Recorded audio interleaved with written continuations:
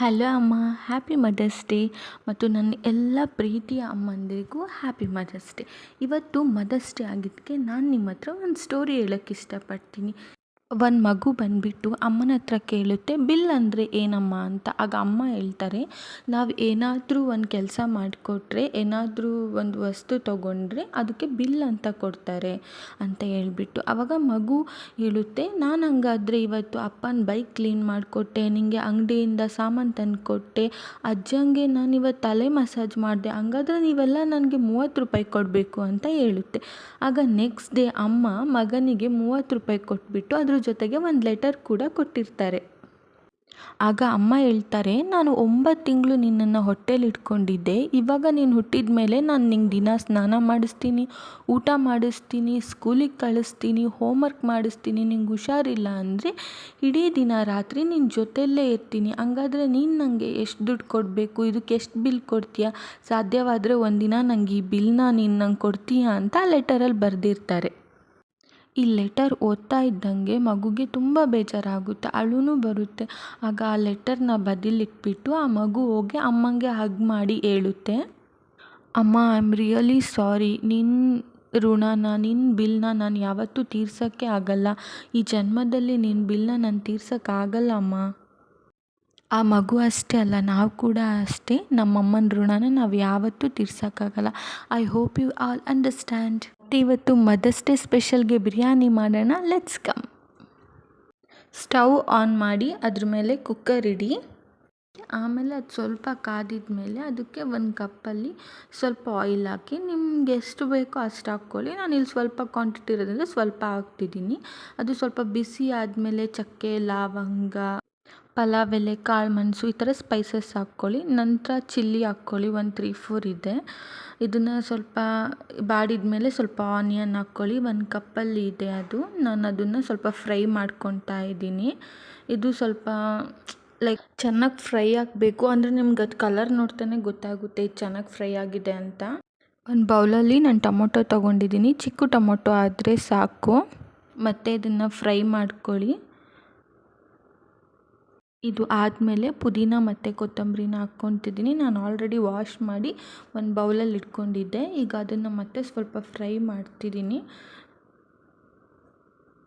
ನಾನು already ಚಿಕನ್ನ turmeric ಮತ್ತು salt ಹಾಕಿ ಚೆನ್ನಾಗಿ ವಾಶ್ ಮಾಡಿದ್ದೀನಿ.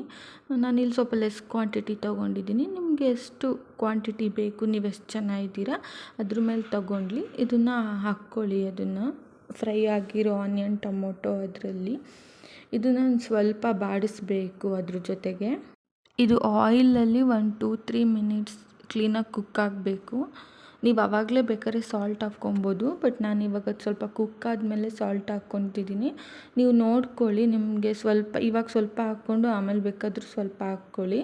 ಸಾಲ್ಟ್ ಹಾಕ್ಕೊಂಡಿದ್ಮೇಲೆ ಒಂದು ಸಲ ಕ್ಲೀನಾಗಿ ಮಿಕ್ಸ್ ಮಾಡಿಕೊಂಡು ಒಂದು 2 ಮಿನಿಟ್ಸು ಕುಕ್ ಆಗಕ್ಕೆ ಬಿಡಿ. ನಾನೊಂದು 1/2 ಸ್ಪೂನ್ ಟರ್ಮರಿಕ್ ಹಾಕಿದ್ದೀನಿ ಮತ್ತು ಒಂದು 1 ಸ್ಪೂನಷ್ಟು ಗರಂ ಮಸಾಲ. ಇದಾದಮೇಲೆ ಚಿಕನ್ ಪೌಡರ್ ಹಾಕ್ತಿದ್ದೀನಿ, ಅಂದರೆ ಟೇಸ್ಟ್ ನೋಡಿಕೊಂಡು ಹಾಕ್ಕೊಂಡು ಇದನ್ನು ಮಿಕ್ಸ್ ಮಾಡ್ಕೊಳ್ಳಿ.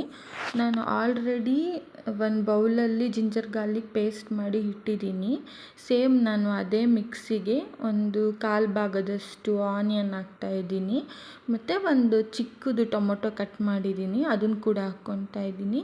ಮತ್ತು ಒಂದು 3-4 ಚಿಲ್ಲೀಸು, ನೀವು ಖಾರ ನೋಡ್ಕೊಂಡು ಹಾಕ್ಕೊಳ್ಳಿ ನಿಮ್ಗೆ ಎಷ್ಟು ಬೇಕು ಸ್ಪೈಸಿ ಅಂತ. ಕೊತ್ತಂಬರಿ ಸೊಪ್ಪು, ಪುದೀನ ಸೊಪ್ಪು ಹಾಕ್ಕೊಂಡು ಮಿಕ್ಸಿ ಮಾಡ್ಕೊತಿದ್ದೀನಿ. ಬೇಕಾದರೆ ನೀವು ಒಣ ಕೊಬ್ಬರಿ ಹಾಕ್ಕೊಬೋದು, ನಮ್ಮಮ್ಮ ಹಾಕ್ತಾರೆ, ನಾನೇನು ಯೂಸ್ ಮಾಡಿಲ್ಲ. ಆವಾಗಲೇ ಪೇಸ್ಟ್ ಮಾಡ್ಕೊಂಡಿದ್ದು ಜಿಂಜರ್ ಗಾರ್ಲಿಕ್ ಪೇಸ್ಟ್ ಹಾಕ್ತಾಯಿದ್ದೀನಿ.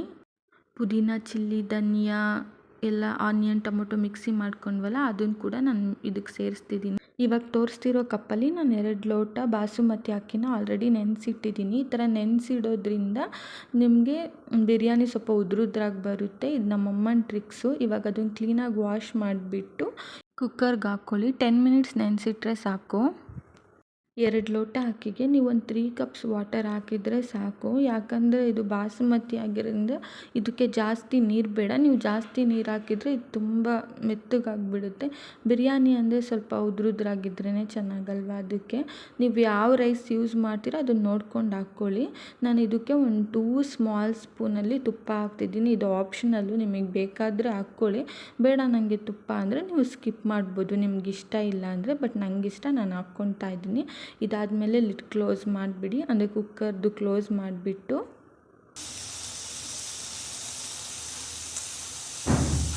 ಈ ಥರ ಒಂದು 2 ವಿಷಲ್ ಹಾಕ್ಸ್ಕೊಂಡ್ರೆ ಸಾಕು. ಆಮೇಲೆ 15 ಮಿನಿಟ್ಸ್ ಆದಮೇಲೆ ಓಪನ್ ಮಾಡಿ, ಸಖತ್ತಾಗಿರೋ ಬಿರಿಯಾನಿ ರೆಡಿ ಆಗಿರುತ್ತೆ. ನೋಡ್ತಾ ಇದ್ದೀರಲ್ಲ ಎಷ್ಟು ಕಲರ್ಫುಲ್ಲಾಗಿ ಕಾಣ್ತಾ ಇದೆ ಅಂತ, ಮತ್ತು ಎಷ್ಟು ಉದ್ರುದ್ರಾಗಿದೆ. ಈ ಥರ ಒಂದು ಸಲ ಮೇಲೆ ಕೆಳಗೆ ಮಾಡ್ಕೊಳ್ಳಿ, ಯಾಕಂದರೆ ಆಯಿಲ್ ಎಲ್ಲ ಕೆಳಗೆ ಇರುತ್ತೆ, ಅದಕ್ಕೋಸ್ಕರ. ರೆಡಿಯಾಗಿದೆ biryani. Let's go for taste.